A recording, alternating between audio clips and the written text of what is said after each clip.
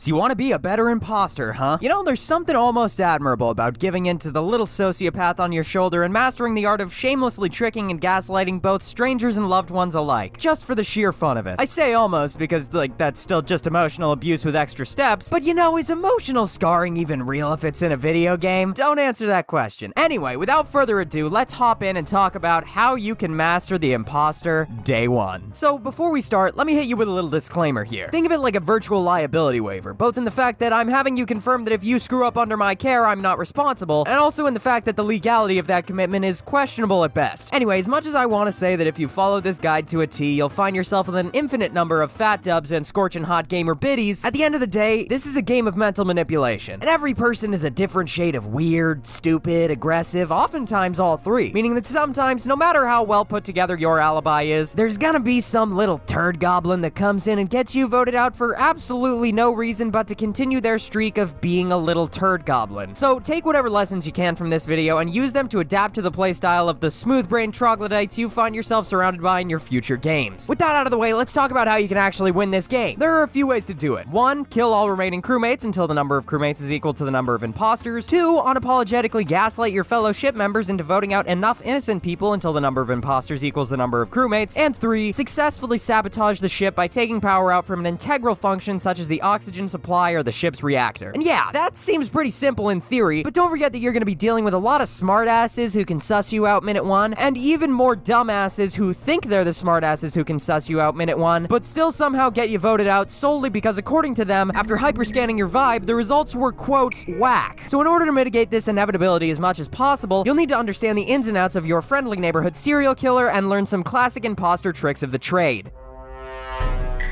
First things first, there are a few things you'll want to keep in mind when you've been chosen as the game's resident throat-slashing maniac. So let's go over these briefly so we can move on to the fun part. Before each game begins, the party leader can change the settings to adjust some things like whether to reveal if a player was the imposter after voting them out, crewmates and imposters' movement speed, whether to show the taskbar going up during the round, a bunch of stuff. A couple things the imposter should keep in mind from this. First off, usually imposters have a larger range of vision than crewmates. It's often referred to as imposter vision, and you can get sussed out real quick for saying you saw somebody who couldn't see you with your special 20/20 vision murder shades. Also, when lobbies leave the taskbar on during the rounds, you have to be really careful when you're faking doing tasks around others because it's a lot harder to blend in when people can watch the taskbar go up. So be ready to defend yourself if somebody sees you supposedly speedrun Simon Says in about 2 seconds. And finally, every imposter has a kill cooldown and a kill range. Depending on how big of a bitch the party leader is, you may find yourself having to be crotch to cheeks to be able to get a kill and waiting about 6 lifetimes before you can do it again. So choose your kills wisely. And with that out of the way, I think it's time we get into the meat and potatoes of this and talk about what to do when the round begins.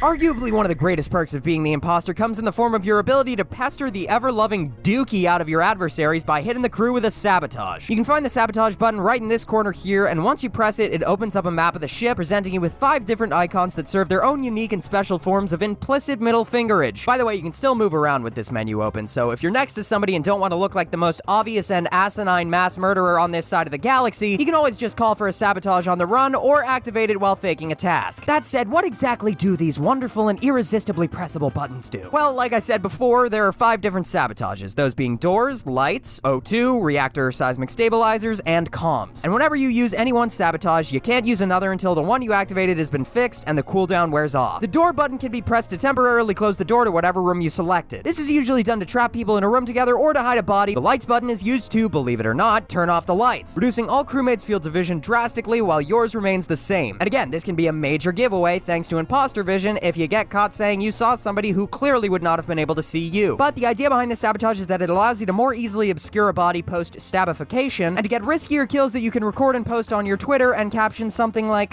top 10 best Among Us kills of all time, hashtag gamer society, hashtag fucking epic. However, this sabotage is fixed as soon as someone goes to electrical and flips the light switches back on, so it's important that you try to get your kill out before the lights turn back on and you find yourself fully exposed, pants around ankles, knife in hand, and stupid written all over you. The comm sabotage is probably the least commonly used of the bunch, and it prevents players from a number of different functions such as seeing the taskbar increase, using cameras, admin panels, vitals, or logs, or being able to see what tasks you have. And of course this can provide a lot of benefits, but oftentimes this sabotage is a bit more situational than the others, thereby thereby making it a lot less practical. And finally, you have O2 and reactor or seismic stabilizers, which operate much in the same way with some subtle differences. But pretty much the gist is that when one of those sabotages is called, a timer begins counting down, and if it reaches 0, the game automatically ends and the imposters win. On Skeleton Mirror HQ, you can either sabotage reactor, which forces you and one other person to click and hold down on one of the scanners in the reactor room until both are held down at the same time, or O2, which forces players to go to 2 separate locations on the map and type in a 5-digit code to reset the oxygen levels. On Polus, on the other hand, you're only given the option of the seismic stabilizers, which work like a reactor where instead the 2 scanners are placed on opposite sides of the map. These sabotages can work as a distraction to hide your freshly skewered human kebab, or as a way to apply pressure to the crewmates by killing somebody before they can reach the sabotage and forcing others to rush to complete the reset. This specifically works so well thanks to the fact that if lights, O2, reactor, or comms are currently being sabotaged, players are unable to call for an emergency meeting, which I'll talk about in more detail later. But basically that means players either need to find and report a body or fix the sabotage before they get absolutely dunked on by some marshmallow-looking motherfucker going on a rampage. With that said, on to the next imposter ability.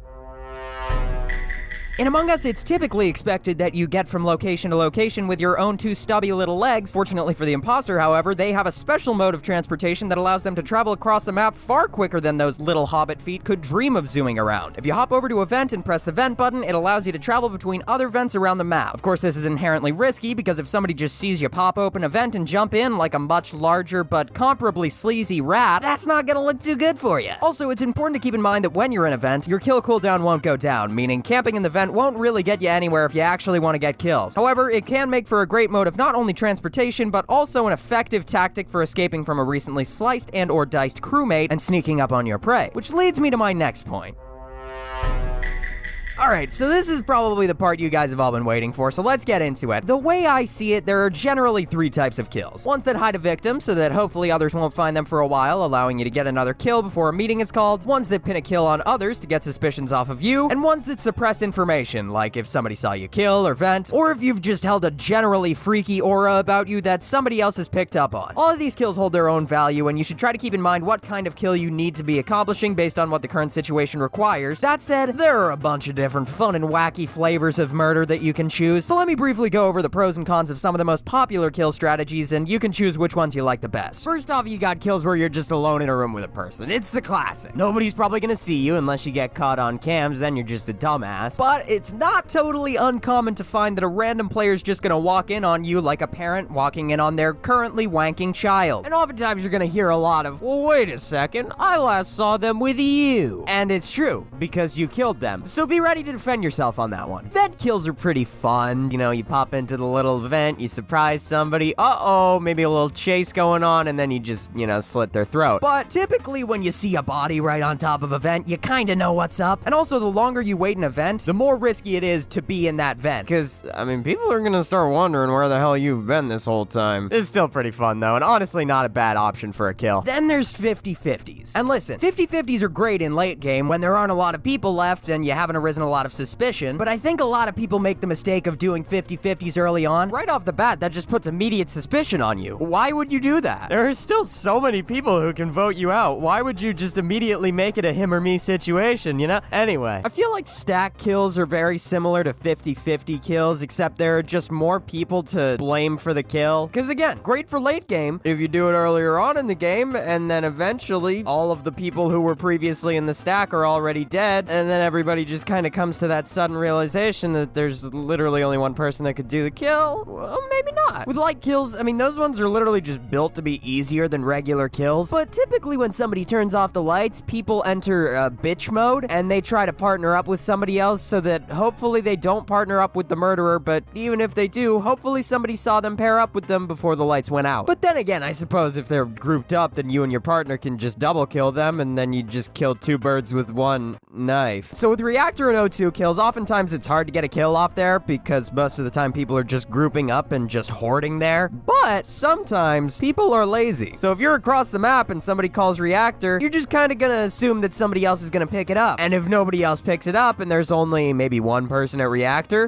go for it, pick off the kill. You can just get a good old technicality win and win off of the sabotage right then and there. And I mean, that's pretty situational, but there is a way that you can force a win using reactor or O2 calls. If there's a 2-to-1 ratio ratio of crewmates to imposters, if all the imposters have to do is make sure that there's an equal number of crewmates to imposters, all you gotta do is just get 1 kill each and then it's game over. Which means you can just call Reactor or O2, then people are forced to go there and they can't call the emergency meeting, so if you've got 2 imposters left, meet up with your other imposter, wait there like a fucking cartoon villain, and then just get a quick double kill, game over. Which is pretty nice. So there can be some situations where Reactor or O2 kills are good, but most of the time, it works best as a distraction for a kill that's like on the other side of the map. So those are really the most common kills that you'll typically see in an Among Us game, but with those firmly listed off, let's get into the final and probably most important aspect of this game, the meetings.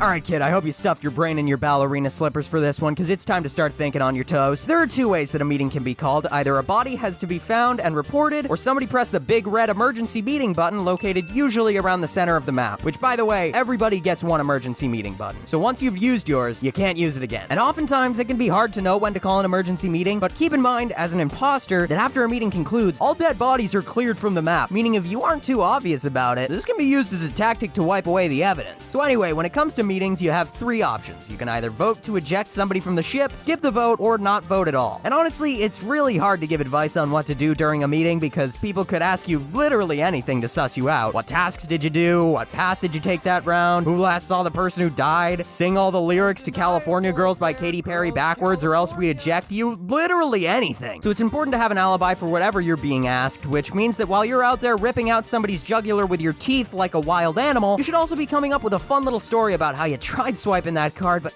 shoot, you just couldn't get the timing right, and before you knew it, 10 minutes had passed and 6 people were dead. However, I'll say from experience, there are more or less 6 popular imposter mind game subgenres that people will usually use to get themselves out of any accusations. So once again, let me list out the options and you pick from whichever one of these sounds most like you could make it work. First off, you have one that I like to call the village idiot. This is the strategy where you just act like you have no clue what the fuck is going on literally the entire time, and people just assume that you're too stupid to even spell murder, let alone perform one. On the opposite side of the spectrum, you have detective gaslight, which is when somebody decides to take charge of the situation by asking a lot of questions and genuinely attempting to rule out suspects in order to whittle it down to somebody whose alibi is just weak enough to make a solid argument for yeeting them into the cold vacuum of space. After that is one of my personal favorites, which I affectionately refer to as stupid evil. This is when somebody acts so blatantly suspicious, threatens to directly kill others, accidentally admits to being an imposter, and makes such a big show of being a living, breathing piece of human garbage that they could never in a million years actually be the murderer. But they are. Then you have the sauce boss. This imposter usually tries to gain a few people's trust, keep them alive, and just generally be unproblematic and follow the word of the group, so that by the end of the game, when it comes to the final vote, the people whose trust they gained wouldn't dream of voting for them. Oftentimes, this is referred to as marinating another player, hence the name. You've also got the megaphone. This is the kind of person who chooses to spend their meeting time filling the air with absolutely useless drivel in the form of screaming accusations, talking over others, over-explaining pathing, and just generally being a little douchebag, in order to throw the lobby into a state of chaos so grand that nobody is able to actually focus on the voting process. And finally, you have, quite simply, the silent but deadly type. Much like the fart for which they are named after, they are quiet and instead opt to wait for just the right moment to spread their stinky evil. This means pretending you're AFK, giving brief, vague responses, redirecting accusations to others, but more often than not, just keeping your mouth shut and letting the idiots take each other out. And with that said, that's all the advice I have to offer. Just remember, like I said earlier, this game is about mental manipulation. No 2 games are gonna be the same, so above all else, if you wanna win as imposter, you really need to be able to take advantage of that little sociopath on your shoulder and be ready to mess with others' heads with absolutely no remorse. Best of luck out there, and until next time, stay murdery. Bye!